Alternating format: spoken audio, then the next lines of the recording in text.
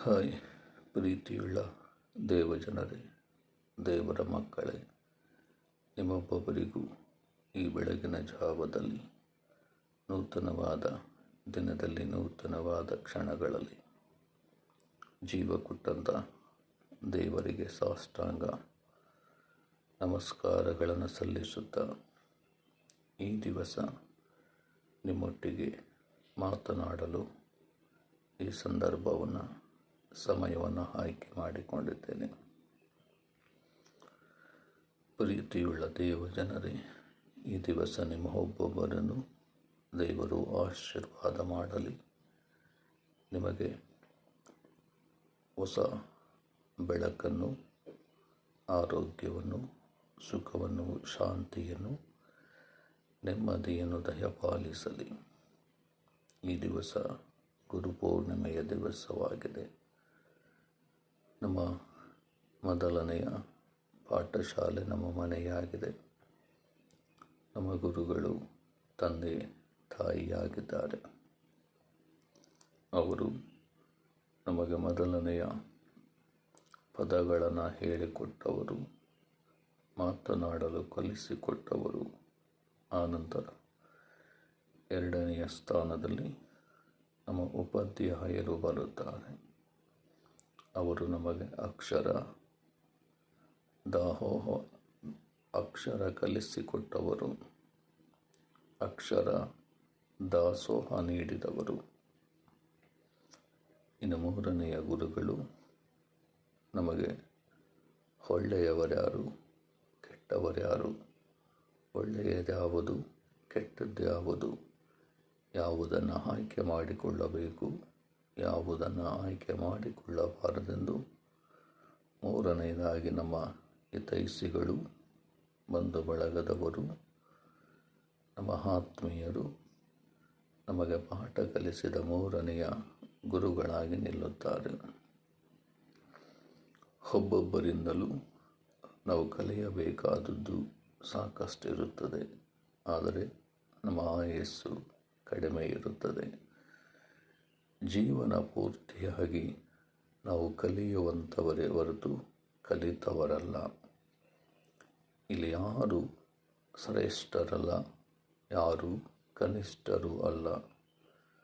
ಅವರವರ ಮನೆಗಳಿಗೆ, ಅವರವರ ಪರಿಸ್ಥಿತಿಗೆ ಅವರವರೇ ರಾಜರಾಗಿರುತ್ತಾರೆ. ಪ್ರೀತಿಯುಳ್ಳ ದೇವಜನರೇ, ನಿಮ್ಮ ಸಾಧನೆಗೆ ದೇವರು ಇವತ್ತು ಅದ್ಭುತವಾದ ಮಾರ್ಗವನ್ನು ತೆರೆದುಕೊಡಲಿ.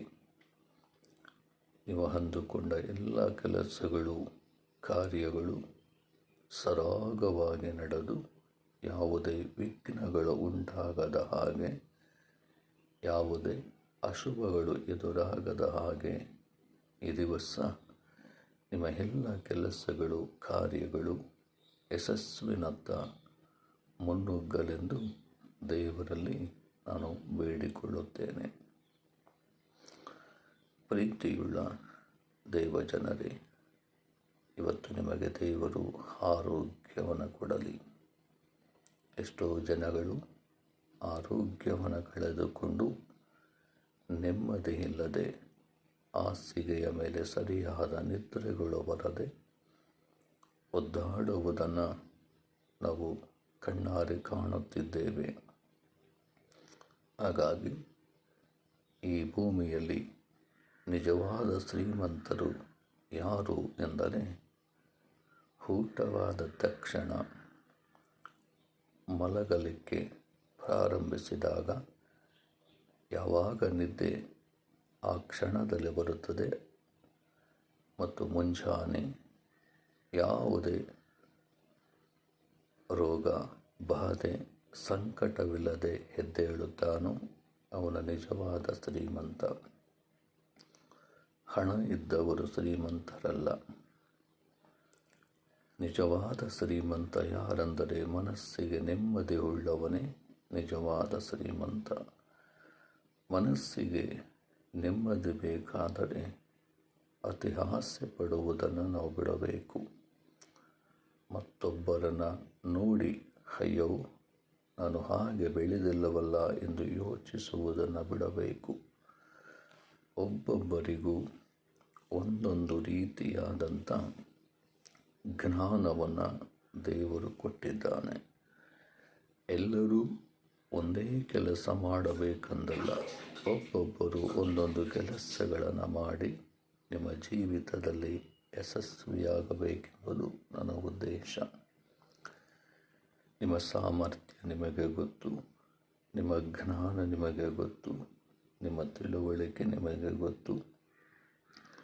ನೀವು ಕಾಲಿಡುವ ಪ್ರತಿಯೊಂದು ಹೆಜ್ಜೆಗಳಲ್ಲೂ ಗಮನಿಸಿ, ನಾನು ಎತ್ತ ಕಡೆ ಹೊರಟಿದ್ದೇನೆಂಬುದನ್ನು ಯೋಚಿಸಿ ನೀವು ಮುಂದೆ ನಡೆದಾಗ ಯಶಸ್ಸು ನಿಮ್ಮ ಬೆನ್ನ ಹಿಂದೆ ಬಂದು ನಿಂತುಕೊಳ್ಳುತ್ತದೆ. ಪ್ರಿಯರೇ, ಇವತ್ತು ಗುರುಪೂರ್ಣಿಮೆಯ ದಿನ. ಪ್ರತಿಯೊಬ್ಬ ಗುರುಗಳ ಆಶೀರ್ವಾದ ನಿಮ್ಮೊಬ್ಬೊಬ್ಬರ ಮೇಲೆ ಇದ್ದು ನಿಮ್ಮ ಎಲ್ಲ ಕೆಲಸ ಕಾರ್ಯಗಳಲ್ಲಿ ಯಶಸ್ಸು ಸಿಗಲಿ. ಗುರು ಬ್ರಹ್ಮ, ಗುರು ವಿಷ್ಣು, ಗುರುದೇವೋ ಮಹೇಶ್ವರ, ಗುರು ಸಾಕ್ಷಾತ್ ಪರಬ್ರಹ್ಮ, ತಸ್ಮೈ ಶ್ರೀ ಗುರವೇ ನಮಃ. ಓಂ ಶ್ರೀ ಗುರುಭ್ಯೋ ನಮಃ. ಗುರುಗಳು ಈ ದಿವಸ ನಿಮ್ಮೊಬ್ಬೊಬ್ಬರಿಗೂ ಒಳಿತನ್ನು ಮಾಡಲಿ. ಆರೋಗ್ಯವಿಲ್ಲದೆ ಚಿಂತೆ ಮಾಡುವವರಿಗೆ ಆರೋಗ್ಯವನ್ನು ಕೊಡಲಿ. ನಿಮ್ಮ ದುಡಿಮೆಯಲ್ಲಿ ಯಶಸ್ಸು ಸಿಗಲಿ, ಹಣಕಾಸುಗಳಲ್ಲಿ ಯಶಸ್ಸು ಸಿಗಲಿ. ನಿಮ್ಮ ಎಲ್ಲ ಪ್ರಯತ್ನಗಳಲ್ಲಿ ದೇವರು ನಿಮಗೆ ಒಳಿತನ್ನು ಮಾಡಲೆಂದು ಈ ಮುಂಜಾನೆಯಲ್ಲಿ ದೇವರನ್ನು ಪ್ರಾರ್ಥನೆ ಮಾಡಿಕೊಳ್ಳುತ್ತಾ ನಿಮ್ಮೊಬ್ಬೊಬ್ಬರಿಗೂ ಶುಭವಾಗಲೆಂದು ತಿಳಿಸಿ ಈ ವಿಡಿಯೋವನ್ನು ಇಲ್ಲಿಗೆ ನಾನು ಕಟ್ ಮಾಡುತ್ತೇನೆ. ಧನ್ಯವಾದಗಳು. ನಿಮ್ಮೊಬ್ಬೊಬ್ಬರ ಬೆಂಬಲ, ಪ್ರೋತ್ಸಾಹ ನಮ್ಮ ಮೇಲಿದ್ದು ನಾವು ಇದನ್ನು ಯಾವುದೇ ಎಡಿಟ್ ಮಾಡದೆ ನೇರವಾಗಿ ಮಾತನಾಡುತ್ತಾ ಇದ್ದೇನೆ. ಇದು ಎಷ್ಟು ಜನಗಳಿಗೆ ಇಷ್ಟವಾಗುತ್ತೆ ಎಂಬುದು ಮುಖ್ಯವಲ್ಲ, ಇದನ್ನು ಹೇಗೆ ಅರ್ಥ ಮಾಡಿಕೊಳ್ಳುತ್ತೀರೆಂಬುದು ಮುಖ್ಯ. ಹಾಗಾಗಿ ನಿಮ್ಮ ಒಬ್ಬೊಬ್ಬರ ಬೆಂಬಲ, ನಿಮ್ಮೊಬ್ಬೊಬ್ಬರ ಸಹಕಾರ ನಮ್ಮ ಜೊತೆ ಇದ್ದು ನಾವೆಲ್ಲರೂ ಒಟ್ಟಾಗಿ ಸೇರಿ ಮುನ್ನಡೆಯೋಣ. ನಿಮ್ಮೊಬ್ಬೊಬ್ಬರ ಬಾಳು ಬೆಳಕಾಗಲಿ. ದೀರ್ಘಾಯುಷ್ಯವನ್ನು ಹೊಂದಿ ನಿಮ್ಮ ಜೀವನದಲ್ಲಿ ಗೆಲುವಿನ ಬಾವುಟವನ್ನು ಹಾರಿಸಿರಿ. ಜೈ ಹಿಂದ್, ಜೈ ಕರ್ನಾಟಕ.